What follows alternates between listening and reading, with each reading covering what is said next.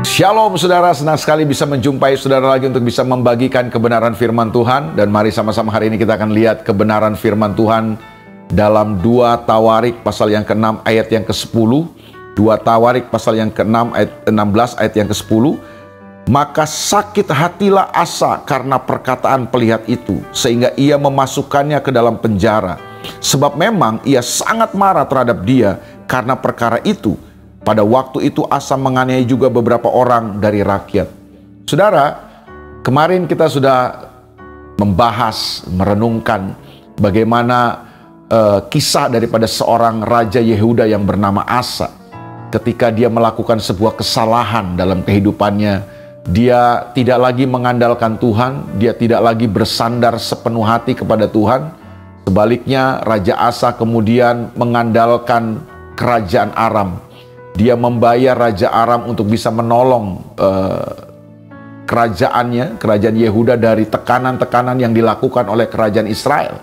Yang pada waktu itu kerajaan Israel sedang mengepung kerajaan Yehuda dan Raja Asa. Nah, waktu Raja Asa tidak lagi mencari Tuhan, tidak lagi mengandalkan Tuhan dalam setiap persoalan yang sedang dia hadapi dalam kehidupan dan kerajaannya, maka ada seorang nabi, seorang pelihat yang datang diutus Tuhan, namanya Hanani, menegur dan menasihati Raja Asa.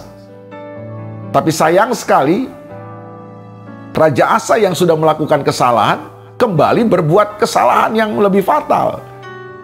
Dia ketika dinasehati, ditegur oleh seorang nabi Tuhan, Raja Asa kemudian menjadi sakit hati.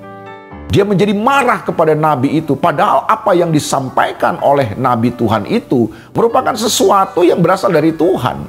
Sesuatu yang benar, karena dia menegur Raja Asa, karena Raja Asa tidak lagi mengandalkan Tuhan.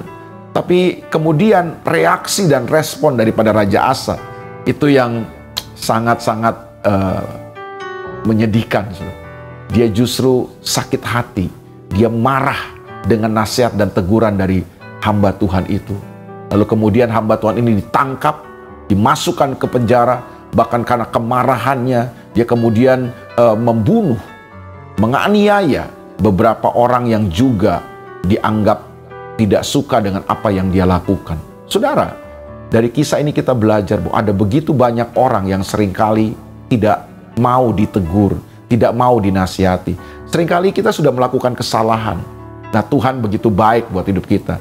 Dia melalui firman-Nya, melalui khotbah yang kita dengar, mungkin lewat orang-orang yang lebih rohani dari kita, pemimpin rohani kita, Tuhan menasihati kita. Tuhan mau memperbaiki kehidupan kita, kesalahan kita, lewat teguran-teguran yang disampaikan. Tapi sayang, seringkali beberapa orang dan bahkan banyak orang yang bereaksi salah ketika teguran dan nasihat itu datang. Hari ini kita belajar, marilah saudaraku, jangan alergi, jangan anti terhadap nasihat. Kadang-kadang kita cuma mau mendengar nasihat dan teguran yang suka kita dengar. Kita cuma mau mendengar nasihat dan teguran yang menyenangkan kita, yang mungkin mengangkat-ngangkat kita, atau yang mungkin dengan selera kita saja.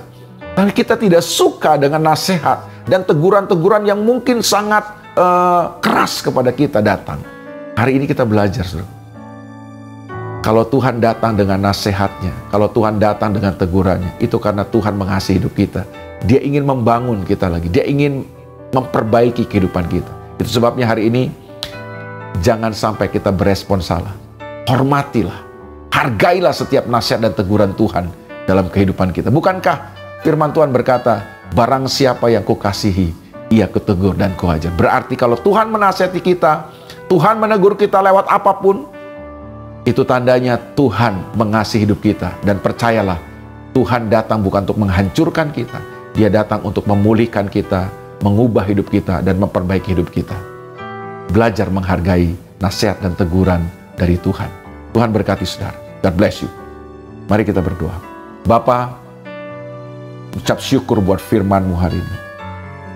Ampuni kami kalau selama ini kami salah bereaksi, salah berespon terhadap nasihat dan teguran-teguran yang datang dalam hidup kami, yang itu sebenarnya berasal dari Tuhan. Tolong kami Tuhan untuk lebih bijaksana, menghargai, menghormati semua nasihat dan teguran yang Tuhan nyatakan dalam kehidupan kami. Lewat apapun, lewat khotbah, lewat firman Tuhan, lewat nasihat-nasihat orang-orang yang lebih rohani dari kami, sahabat-sahabat seiman kami. Tuhan, tolong kami supaya kami tidak mengeraskan hati, kami tidak jadi marah, kami tidak jadi sakit hati, tapi kami mau meresponnya dengan benar.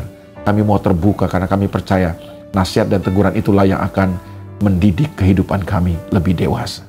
Tuhan berkati umat-Mu hari ini, dalam nama Yesus kami berdoa. Amin.